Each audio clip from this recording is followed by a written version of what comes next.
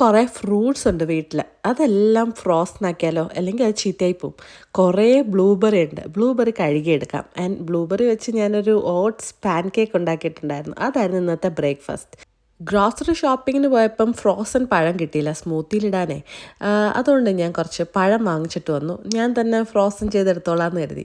അതിങ്ങനെ കുഞ്ഞു കുഞ്ഞായിട്ട് അരിഞ്ഞിട്ട് ഒരു ബേക്കിംഗ് ട്രെയിൽ ഇങ്ങനെ വിട്ട് വിട്ട് വെച്ചിട്ട് നേരെ ഫ്രീസറിലേക്ക് വെച്ച് ഒരു 2 മണിക്കൂർ. അപ്പോഴത്തേക്ക് അത് ഫ്രോസണായി കിട്ടി.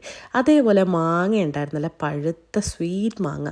അതും ഇതേപോലെ കുഞ്ഞു ക്യൂബായിട്ട് കട്ട് ചെയ്തിട്ട് അതും ഒരു ബേക്കിംഗ് ട്രെയിൽ ഒരു 2 മണിക്കൂർ ഫ്രോസൺ ചെയ്യുക. അന്നേരം 2 ഫ്രൂട്ട്സും നമ്മൾ ഒരു 2 മണിക്കൂർ കൊണ്ട് നല്ല അടിപൊളിയായിട്ട് ഫ്രോസണായി കിട്ടിയിട്ടുണ്ട്. ഇത് സെപ്പറേറ്റ് കണ്ടെയ്നേഴ്സിലാക്കി ഒരു സിപ്ലോക്ക് ബാഗിലോ എന്തെങ്കിലും ആക്കി മാറ്റി വയ്ക്കാം. കഴിഞ്ഞ ആഴ്ച ഫാമിൽ നിന്ന് കിട്ടിയ സൺഫ്ലവറിൽ നിന്ന് കുറച്ച് സീഡ് ഉണ്ടായിരുന്നു. അതും എടുത്ത് സ്റ്റോർ ചെയ്ത് വെക്കാം. സാലഡ്സിനൊക്കെ യൂസ്